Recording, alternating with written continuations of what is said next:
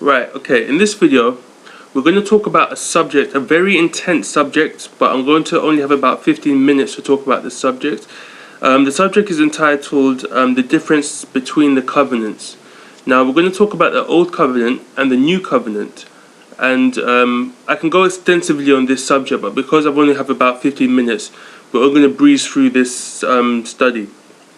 Now, I'm just going to quickly give a brief understanding of what a covenant is, because to be honest, I've been having these talks with this person, a YouTube user, who was talking about the difference between the Old Covenant and the New Covenant. And I believe this can be a very broad subject, especially amongst Christianity. So what I'm going to do is I'm just going to briefly go through this subject. If you want me to go through this subject intensively, then make a request and I can do that. Because the covenant also covers the gospel as well, which is why if you want me to go through this intensively, I would be able to do that. But for now, I'm just going to breeze quickly through this just to get the foundation laid down. So basically, I just looked on the internet. I went on this website called Blue Letter Bible. It's like a lexicon which finds out the meaning of the word. So I looked at the word covenant and I said, okay, then what does the word covenant mean? I picked out 3 specific words which deals with the subject at hand. Basically, it means a constitution, a pledge, or an agreement. Now, the reason why I picked these 3 out because it reminds me of a contract that you might have between yourself and the other party. So, for example, let's say I owe somebody money by the 23rd of December 2012. Now, the person may write, okay then, Jonathan owes me, let's say I borrowed £20,000. Jonathan owes me £20,000 by the end of December 23rd, 2012. That person's going to sign at the bottom, and I'm going to sign at the bottom, and there you have a contract. Or in this case, there you have a set covenant. Now, what we're going to do is we're going to go through the Bible, we're going to see the Old Covenant, and then we're going to look at the New Covenant and see if we can understand, because this subject is very, very important.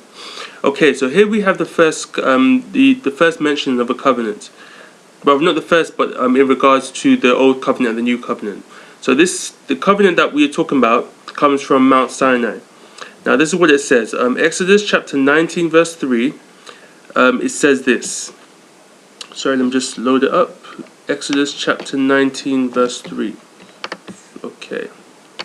Right, so it says, And Moses went up unto God, and the Lord called unto him out of the mountain, saying, Thus shalt thou say to the house of Jacob, and tell the children of Israel, Ye have seen what I did unto the Egyptians, and how I bare you on eagle's wings, and brought you unto myself.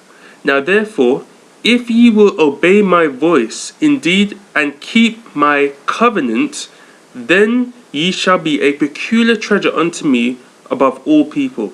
For all the earth is mine, and ye shall be unto me a kingdom of priests and an holy nation. These are the words which thou shalt speak unto the children of Israel. And Moses came and called for the elders of the people, and laid before their faces all the words which the Lord commanded him. So what we have here is the covenant. Christ has laid out his covenant, and Moses is bringing it to the people. Now notice what the people say. Verse 8 of Exodus chapter 19, it says, And all the people answered together and said, All that the Lord hath spoken we will do. And Moses returned the words of the people unto the Lord. So pretty much God is saying, I have my covenant, or I have my contract here. This is my contract towards you. I will agree to sign because it's my contract, so I'll sign it. What say you? What did the people say? The people said, all which you have said we will do. So pretty much they've signed the contract too. Okay, so now we need to ask, what is that covenant? Now we see the covenant in Exodus chapter 34 verse 28. It says, And he wrote unto the and he wrote upon the tables the words of the covenant, the 10 commandments. Okay, so the 10 commandments are the covenant. Now, in order for a covenant to be established, what did we mention before? We had to have two parties agreeing for a covenant to be established. So this is the old covenant. Now I'm going to just mention two brief points just to keep in mind as we carry on. So firstly, a covenant has to be presented, or a contract has to be presented, and the person who wrote the contract has his demands on that contract. Now the second point is, for a contract to go into effect, both parties have to sign the contract. Now if the contract is just a contract by itself without each of the parties signing it, then it's not really an established contract, or it's just an empty contract, because you need to have it signed in order for the contract to go forward. So basically, without two parties participating in the contract, it's just a contract without a signature. Nothing goes into effect until you sign that covenant. Now, that pretty much just sums up, on a very, very brief scale, it just sums up the old covenant and the meaning of a contract. Now, we're going to go into something that deals with this subject, but it's quite interesting though, because notice this. If you look at Hebrews chapter 8 verse 7, this is what it says. It says, "For if that first covenant had been faultless, then should no place have been sought for the second." That's interesting. Now verse 10 says this. "For this is the covenant that I will make with the house of Israel after those days." Now this is the new covenant. It says, "I will put my laws into their minds and write them in their hearts, and I will be to them a God, and they shall be to me a people." Now let's think about this. In verse 7 of Hebrews chapter 8, God says that the covenant had faults in it, which is quite interesting. Okay, so the covenant had faults in it. But then we see in verse 10 of chapter 8 of Hebrews that God will write his laws in their hearts and minds. But there seems to be a contradiction, because we saw that the Ten Commandments were the covenant. So was there a problem with the Ten Commandments? Well, the only way to get the answer is by reading the verses in between, because as we study the Bible, we always seek the context. Now let's look at verse 8 and verse 9. This is what it says. It says, "For finding fault with them, he saith, Behold, the days come, saith the Lord, when I will make a new covenant with the house of Israel and with the house of Judah." Now notice verse 9. It says, "Not according to the covenant that I made with their fathers in the day when I took them by the hand to lead them out of the land of Egypt." Well, why? What was wrong with the covenant? Was there something wrong with the Ten Commandments? The verse goes on to say this. It says, "Because they continued not in my covenant, and I regarded them not, saith the Lord." So therefore, the problem was not the Ten Commandments. It wasn't even the Ten Commandments that was the problem, because God's law is perfect. So if the problem wasn't the Ten Commandments, and if the problem wasn't God, then the problem must have been someone else. And that someone else is the children of Israel. As it says in verse 8 and 9, the fault wasn't with the Ten Commandments, but the fault was with them, because they didn't keep the Ten Commandments. They depended upon their own power to keep the Ten Commandments. So that's why God says in chapter 8 of Hebrews, chapter 8 of Hebrews verse 10, it says, "For this is the covenant that I will make with the house of Israel after those days, saith the Lord. I will put my laws into their minds and write them in their hearts, and I will be to them a God, and they shall be to me a people." You see, the beauty of the new covenant is that you're not doing anything, I'm not doing anything. God is doing it. So the beauty is that God is actually signing his part of the covenant, and he's signing our part of the covenant too. Why?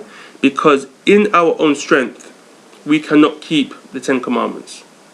We are so weak, we are so frail, we are so sinful that we cannot keep the Ten Commandments. Therefore, God says, okay then, I know how weak you are. I know that your strength is limited. but my strength is perfect. That's why it also said in 1 Corinthians that when you're weak, I am strong. My strength is made perfect in your weakness. Essentially, the new covenant is basically saying, you know what, Lord, I can't do anything. I need you to help me.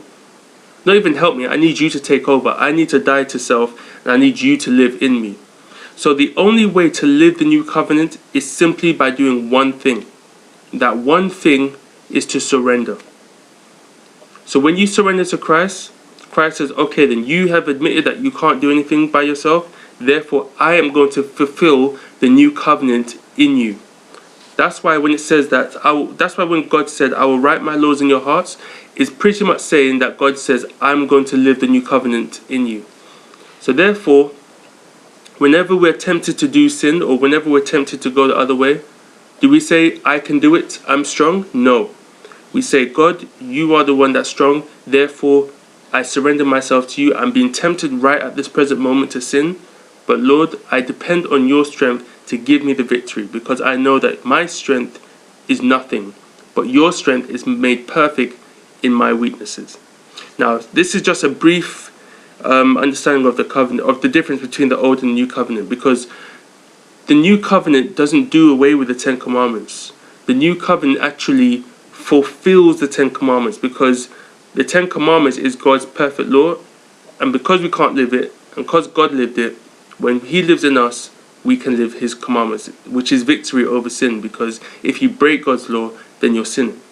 So the beauty of the new covenant is that God is living his life in you. And that's when the only way that can happen is if you surrender to God. So I pray that this has helped you, and I pray that for those who have wanted to understand the difference between the old and the new covenant, I hope that this has caused some understanding. Like I mentioned before, if you want to go into this more deeper, I can do a presentation on it. But for now, this is just a brief understanding. But yep, like I mentioned also, the covenants go so deep that it doesn't only cover this section, but it also covers the gospel as well, and how God's 10 commandments actually comes into the gospel. Because I know there's a lot of confusion saying that if you keep the commandments of God, or if you say the 10 commandments are still to be heeded, then you're being a legalistic person, you're not living unto grace. There's huge confusion in this, because the 10 commandments is like the justice of God, but also Christ died in order to save us from our sins, which shows full well that the 10 commandments is still valid. Otherwise, all Christ had to do was just remove the 10 commandments. But because he died, it shows that he's both just and he's merciful as well. So that's just an extra bit there. But I mean, if you want me to go into it more deeply, then I can do that. But for now, may God bless us all into his truth, and may we continue to completely die to self and ask God to come and live in our hearts, because that's the only way the new covenant will be lived. God bless everyone.